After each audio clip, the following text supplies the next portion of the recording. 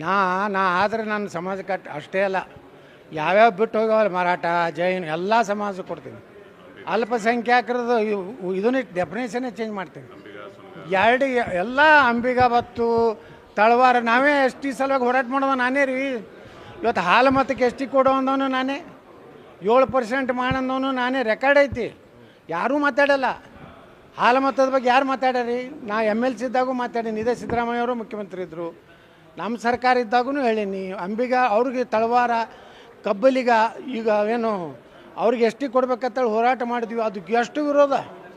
ಅಲ್ಲಿ CM ಆಫೀಸ್ನಾಗ ಒಂದಿಬ್ಬರು IAS ಅಧಿಕಾರಿ ಇದ್ದರು, ಅವ್ರು ಬರೀ ನಮ್ಮ ಬೊಮ್ಮಾಯಿಗೆ ಬರೀ ಹಾದಿ ತಪ್ಪಿಸ್ತಿದ್ರು.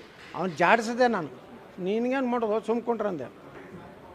ಬೊಮ್ಮಾಯರು ಅವಾಗ ಭಾಳ ಸೀರಿಯಸ್ ತೊಗೊಂಡು ಎಸ್ ಟಿಗೆ ಏನೋ ಇದು ಮಾಡಿದ್ರು. ಈಗಲೂ ಇನ್ನೂ ಕ್ಲಿಯರಾಗಿ ಅವರಿಗೆ ಮೀಸಲ ಏನೋ ಎಸ್ ಟಿ ಸರ್ಟಿಫಿಕೇಟ್ ಕೆಲವೊಂದು ಕಡೆ ತೊಂದರೆ ಮಾಡ್ತಾಯಿದ್ದಾರೆ. ನಾವು ಎಲ್ಲನೂ ಚರ್ಚೆ ಮಾಡ್ತೀವಿ, ಬರೀ ನಮ್ಮ ಸಮಾಜ ಅಲ್ಲ, ಎಲ್ಲ ಸಮಾಜ ಬಗ್ಗೆನೂ ಇದನ್ನು ನಾವು ಧ್ವನಿ ಎತ್ತೀವಿ.